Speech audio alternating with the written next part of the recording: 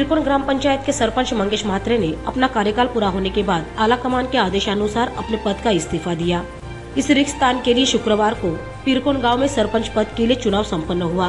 इस चुनाव में शेखावश के गणा ठाकुर निर्विरोध रूप से चुनकर आए।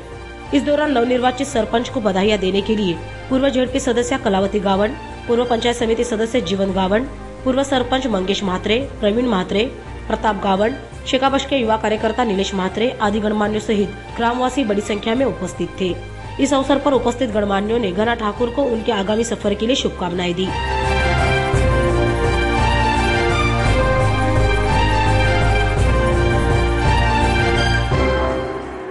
या ग्राम विकास आघाडीमध्ये पिरकोन काँग्रेस, त्याचबरोबर पांदिवेचे पण शिवसेना आणि शेतकरी कामगार पक्ष सहभागी होते।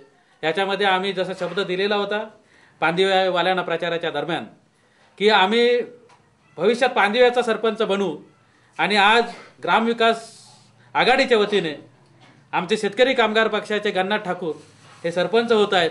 हे सरपंच होत असताना सर्व आमच्या 11च्या 11 शिलेदारांनी त्यांच्या पाठीशी उभे राहिलेत।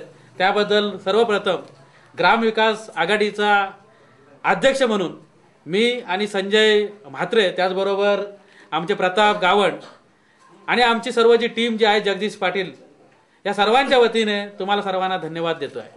श्री गणनाथ ठाकूर यांची पिरकोन सरपंचपदी निवड झाल्याबद्दल मी त्यांचा विभागाच्या वतीने हार्दिक अभिनंदन करीत आहे। आणि अभिनंदन करीत असताना या ग्रामपंचायतीतील सर्व कार्यकर्त्यांना मी विशेष धन्यवाद देईल, कारण त्याने जो या भागामध्ये नव्हे तर या उरण तालुक्यामध्ये जो आदर्श निर्माण केलेला आहे की सर्व कार्यकर्ते, सर्व पक्षीय कार्यकर्ते एकत्र येऊन गावाच्या सर्वांगीण विकासासाठी त्याने जे प्रयत्न केलेले आहेत आणि ही निवडणूक बिनविरोध केलेली आहे, हा आदर्श मला वाटतं उरण तालुक्यातील सर्व ग्रामपंचायतीने घ्यावा, असा एक आदर्श पिरकोन ग्रामस्थांनी निर्माण केलेला आहे। त्याबद्दल मी सर्व पक्षीय कार्यकर्त्यांचे या ठिकाणी अभिनंदन करत आहे। खरोखर ही काळाची गरज आहे की आपल्या गावाच्या विकासासाठी सर्वांनी एकत्र येणं ही काळाची गरज आहे, आणि ही काळाची गरज ओळखूनच आपण हा निर्णय घेतलेला है, तो निर्णय निश्चितच स्वागत आहे।